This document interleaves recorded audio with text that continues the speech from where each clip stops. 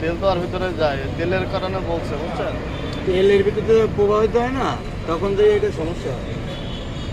এবার ভাই চেক করে দেন, আপনি হোল্ড করে নেন।